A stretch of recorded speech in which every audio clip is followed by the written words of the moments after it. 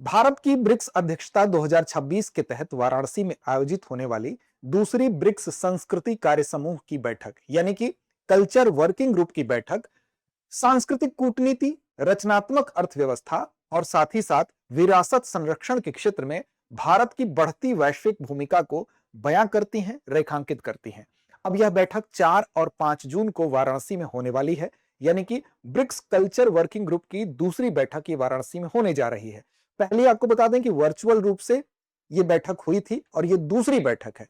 तो ब्रिक्स सदस्य देशों के बीच में उनके जो प्रतिनिधि हैं वो यहां पर सांस्कृतिक सहयोग और साझेदारी पर चर्चा करेंगे। तो ये बैठक क्यों महत्वपूर्ण है, क्या इसके अन्य पक्ष हैं, चलिए आज समझते हैं, इसी के ऊपर बात करते हैं। लेकिन इससे पहले आपको बता दें कि अगर आप तैयारी कर रहे हैं यूपी पीसीएस की, तो मार्गदर्शन की वजह से आपकी परीक्षा बाधा नहीं बनेगी। मार्गदर्शन के लिए आप जुड़ सकते हैं हमारे यूपी पीसीएस प्रीलिम्स हिंदी और इंग्लिश दोनों में उपलब्ध है ये course. UP PCS prelims live online courses से जुड़ सकते हैं।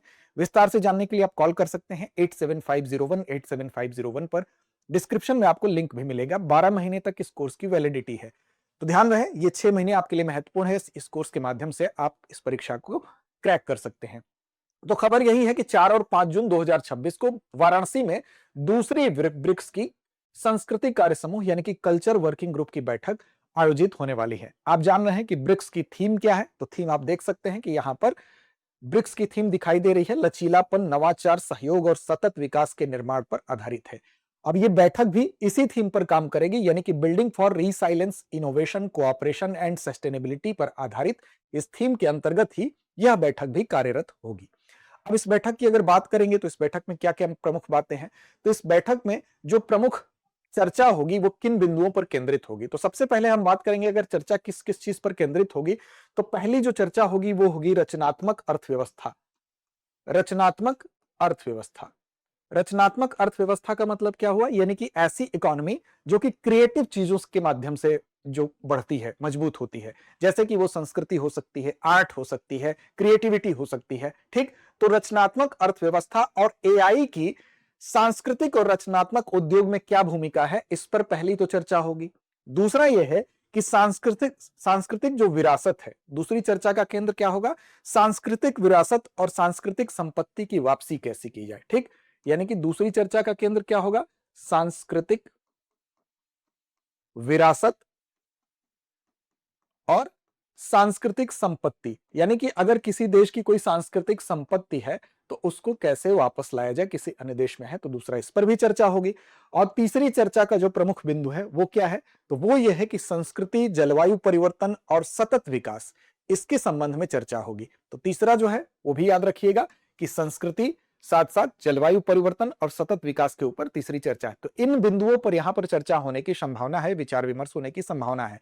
यानी कि सांस्कृतिक क्षेत्र में नवाचार को कैसे बढ़ाया जा सके, इसके अलावा संस्कृति में ही प्रौद्योगिकी और एआई का कैसे एथिकली प्रयोग किया जा सके, यानी कि प्रौद्योगिकी और एआई का इस्तेमाल तो हो लेकिन नैतिक उपयोग हो। कहीं ऐसा ना हो कि एआई किसी देश की सांस्कृतिक विरासत की गलत तस्वीर प्रस्तुत कर रहा हो, गलत सूचना दे रहा हो। तो इन सारी चीजों को ध्यान में रखते हुए इसका कैसे एथिकली उपयोग किया जाए, इस पर भी केंद्रित होगा। सांस्कृतिक विविधता का संरक्षण कैसे किया जाए, इस पर भी बात होगी, यहां पर भी इस चर्चा के केंद्र में होगा। और विरासत संरक्षण के प्रयास कैसे मजबूत किए जाए, यानी कि इन देशों के बीच में, इन ब्रिक्स देशों के बीच में, सदस्य देशों के बीच में जो भी यहाँ के कल्चरल जो भी विरासत हैं, जो भी हेरिटेज हैं, उसको कैसे और मजबूती से संग्रहित किया जाए, उसको सुरक्षित किया जाए, इस पर यहाँ पर चर्चा होगी। वर्ष 2030 के बाद वैश्विक सतत विकास लक्ष्यों में योगदान को लेकर भी यहां पर बातचीत होगी। तो इस तरह से अगर इस वर्किंग ग्रुप की बात करें तो दरअसल संस्कृति से संबंधित ब्रिक्स देशों के बीच में सांस्कृतिक विषयों पर एक बहुपक्षीय संवाद का ये मंच है, जहां पर कल्चर से रिलेटेड हर चर्चा के बिंदु को यहां पर शामिल किया जाएगा, जिसकी अभी चर्चा आपके सामने की गई है। तो प्रमुख चर्चाएं जैसा कि आपको बताया गया, रचनात्मक अर्थव्यवस्था यानी कि क्रिएटिव इकोनॉमी और कृत्रिम बुद्धिमत्ता यानी एआई की सांस्कृतिक और रचनात्मक उद्योगों में क्या भूमिका हो सकती है, इस पर चर्चा होगी। सांस्कृतिक विरासत का संरक्षण और सांस्कृतिक संपत्तियों की वापसी कैसे हो, इस पर चर्चा होगी। इसको लेकर काफी डिस्प्यूट होता रहता है। दूसरी चीज यह है कि संस्कृति, जलवायु परिवर्तन और सतत विकास के बीच में कैसे संबंध को मजबूत किया जाए, इस पर भी चर्चा होगी। यानी कि जलवायु परिवर्तन से जो भी सांस्कृतिक संरक्षण है वो प्रभावित अगर हो रहा है तो उसको कैसे सुरक्षित किया जाए, इस पर भी चर्चा होगी। ठीक, अब यहां पर देखिए इसका महत्व और आगामी कार्यक्रम की अगर बात कर ले, इंपॉर्टेंस क्या है। इंपॉर्टेंस यही है कि अगर ब्रिक्स सांस्कृतिक कार्य समूह की स्थापना की बात करें तो ये 2015 में इसकी स्थापना हुई थी। इसकी 2015 में स्थापना कैसे हुई थी? तो सांस्कृतिक सहयोग समझौते के तहत हुई थी। तो ये भी आपसे प्रश्न पूछा जा सकता है, तो याद रखिएगा कि सांस्कृतिक जो समझौता हुआ था, सांस्कृतिक सहयोग समझौता, उसी के तहत सांस्कृतिक कार्य समूह की स्थापना वर्ष 2015 में की गई थी। और ये इन क्षेत्रों में सहयोग को बढ़ावा देता है, जिसमें कि कौन-कौन से क्षेत्र हैं, तो यहां पर आपके क्षेत्र मेंशन किए गए हैं, यानी कि सांस्कृतिक विरासत, संग्रहालय, अभिलेखागार, फिल्म, रचनात्मक उद्योग, डिजिटल सांस्कृतिक पारिस्थितिक तंत्र, इन सारे क्षेत्रों में सहयोग को बढ़ावा देता है। यानी कि किसी भी इस पूरे समूह में, ब्रिक्स समूह की बात करें तो सांस्कृतिक विरासत को कैसे सुरक्षित रखा जाए, जो भी संग्रहालय हैं ब्रिक्स समूह के अंतर्गत या अभिलेखागार हैं, उनको कैसे और बेहतर बनाया जाए, डिजिटल बनाया जाए, यस इन क्षेत्रों में कैसे और बेहतर काम किया जाए, सहयोग कैसे बढ़ाया जाए, फिल्म और साथ साथ क्रिएटिविटी में, उद्योग में, डिजिटल सांस्कृतिक पारिस्थितिक तंत्र को कैसे मजबूत किया जाए, इन सभी विषयों पर यहां पर चर्चा होती है। ठीक, अब यहां पर अगर देखें तो पहली CWG की जो बैठक हुई थी वो कब हुई थी? तो अप्रैल 2026 में अभी आप देखेंगे वर्चुअल माध्यम से आयोजित हुई थी। और ये बैठक जो वाराणसी में होने जा रही है, जो कि आपको 4 और 5 जून को होने जा रही है, ये ब्रिक्स कल्चर वर्किंग ग्रुप की दूसरी बैठक है, तो ये भी आप ध्यान रखेंगे। अब यहां पर अगर आप देखेंगे तो ब्रिक्स को लेकर, ब्रिक्स के भीतर जो सांस्कृतिक सहयोग है उसको बढ़ावा देने में इस मंच का महत्वपूर्ण योगदान रहता है। अगर आप थोड़ा सा पीछे चलेंगे तो गोवा में वर्ष 2016 में आप देखेंगे, वर्ष 2016 में आप देखेंगे गोवा में, ठीक, गोवा में इसकी बैठक हुई थी, ठीक, जहां पर संस्कृति मंत्रियों की बैठक हुई थी, कल्चर से रिलेटेड ये भी बैठक थी, यानी भारत की भूमिका वर्ष 2016 में भी है। नई दिल्ली में वर्ष 2021 में आप देखेंगे, नई दिल्ली में भारत इसकी मेजबानी कर चुका है, 2021 में संस्कृति मंत्रियों की बैठक हुई। ब्रिक्स सांस्कृतिक जो कार्य समूह है, इसकी स्थापना 2015 में हुई, लेकिन उसके बाद भी संस्कृति मंत्रियों की बैठक की मेजबानी भारत, गोवा और नई दिल्ली में आप देख सकते हैं कि 16 और 2021 में कर चुका है। तो चाहे सांस्कृतिक विरासत की बात हो, चाहे वो संग्रहालय अभिलेखागार की बात हो, चाहे वो फिल्म और रचनात्मक उद्योग की बात हो, इन सभी क्षेत्रों में डिजिटल सांस्कृतिक पारिस्थितिक तंत्र की बात हो, कैसे सहयोग को बढ़ावा दिया जाए, इसके लिए ये मंच के रूप में कार्य करता है और भारत पहले भी इसका साक्षी रहा है। वहीं पर अगर बात की जाए कि अगली आगामी बैठक जो होने वाली है, तीसरी बैठक कहां होगी CWG की, तो तीसरी बैठक जो होने वाली है वो भी आप याद रखेंगे कि कल्चर वर्किंग ग्रुप की तीसरी बैठक भोपाल में 5 और 6 अगस्त को होगी। 5 और 6 अगस्त 2026 को कहां होगी? तो भोपाल में होगी, ये भी आप याद रखेंगे। अब जैसा कि आप जानते हैं कि ब्रिक्स की अध्यक्षता इस वर्ष 2026 में भारत कर रहा है, तो जो देश चेयरमैन होता है ब्रिक्स का, उस वर्ष में उस देश के द्वारा ही जो भी गतिविधियां होंगी, जो भी बैठक होगी, जो भी एजेंडे होंगे, उसकी लीडरशिप, उसका नेतृत्व वही देश करता है। तो इसी के तहत ये जो बैठक हो रही है, ब्रिक्स कल्चर वर्किंग ग्रुप की बैठक हो रही है, उसकी भी अध्यक्षता भारत के द्वारा की जा रही है। अब देखिए वाराणसी में ये बैठक हो रही है। वाराणसी जैसा कि आप जानते हैं दुनिया के सबसे प्राचीन निरंतर बसे हुए शहरों में से एक है, जो कि कभी ब्रेक नहीं हुआ है, उजड़ा नहीं है। तो निरंतर विश्व के बसे हुए शहरों में सबसे प्राचीन शहरों में शुमार वाराणसी है। और वाराणसी आप जानते हैं कि अपने जीवंत विरासत, अपने घाटों और धार्मिक परंपराओं के लिए जाना जाता है। ऐसी दिशा में जहां की संस्कृति इतनी समृद्ध है, वहां पर इस सांस्कृतिक समूह की बैठक होना अपने आप में महत्वपूर्ण है। साथ साथ आपको यह भी बता दें, आपको यह जानना चाहिए कि ब्रिक्स की जब भी बात होती है तो ब्रिक्स क्या है? तो प्रमुख उभरती हुई अर्थव्यवस्थाओं का एक सहयोगी अंतर सरकारी संगठन है, ये आप याद रखेंगे।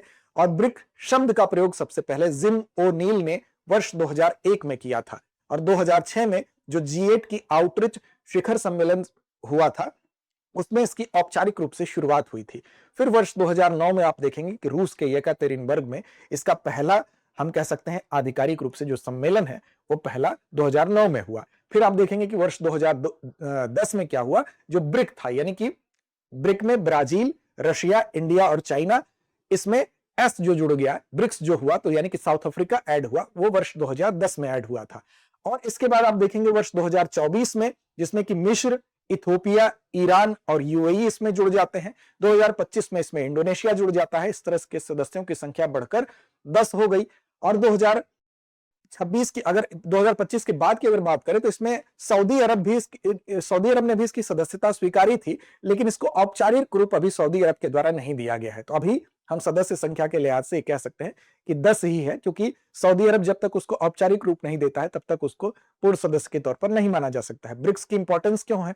तो विश्व के कुल आबादी में आप देखेंगे तो कुल आबादी का लगभग 45% हिस्सा ब्रिक्स देशों के, ब्रिक्स समूह के अंतर्गत आता है। साथ साथ अगर आप देखेंगे तो जीडीपी की अगर देखेंगे तो जीडीपी के लगभग 37.5%, 37.5% किसके आधार पर? तो क्रय शक्ति क्षमता के आधार पर 37.5% जो है वो इस समूह के अंतर्गत है।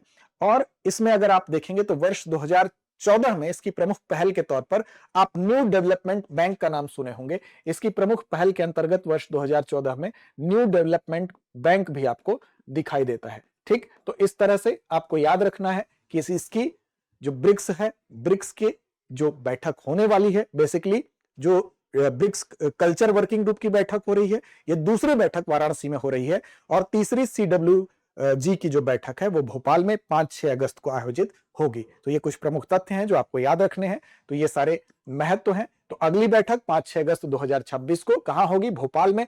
पहली कहां हुई थी? तो वर्चुअल रूप से हुई थी। और दूसरी कहां हो रही है? तो वाराणसी में हो रही है। तो ये कुछ प्रमुख फैक्ट हैं जो कि आपको याद रखने हैं। साथ साथ ब्रिक्स इसके आगामी क्या क्या प्रोग्राम होंगे? तो ब्रिक्स सांस्कृतिक महोत्सव होगा, ब्रिक्स संस्कृति मंत्रियों की बैठक उसके बाद होगी, और ब्रिक्स थिएटर महोत्सव नई दिल्ली में अक्टूबर 2026 में आयोजित किया जाएगा। क्योंकि भारत अध्यक्षता कर रहा है ब्रिक्स की, इसलिए भारत सारी गतिविधियों, बैठकों और एजेंडे का लीडरशिप का जो काम है वो इस वर्ष भारत ही संभालेगा।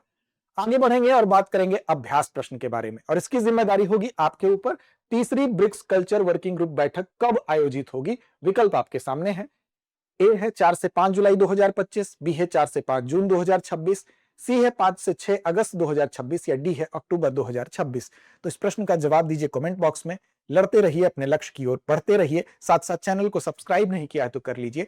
साथ साथ सुबह 9 बजे हम लेकर आते हैं आपके लिए live session. Daily current affair से संबंधित होता है वो, न्यूज़पेपर एनालिसिस के आधार पर। तो टारगेट यूपीपीसीएस उसका नाम है, लेकिन ये सभी परीक्षाओं के लिए आपके लिए उपयोगी है। तो अगर डेली करंट अफेयर्स के इस प्रोग्राम में आप जुड़ते हैं तो आपके करंट अफेयर्स को मजबूत करने में अहम योगदान वो प्रोग्राम देगा। फिलहाल फिर मिलते हैं नए प्रोग्राम के साथ। लड़ते रहिए, अपने लक्ष्य की ओर बढ़ते रहिए। अब एग्जाम की तैयारी को और बेहतर करने के लिए हमारे चैनल को लाइक, शेयर और सब्सक्राइब करना ना भूलें।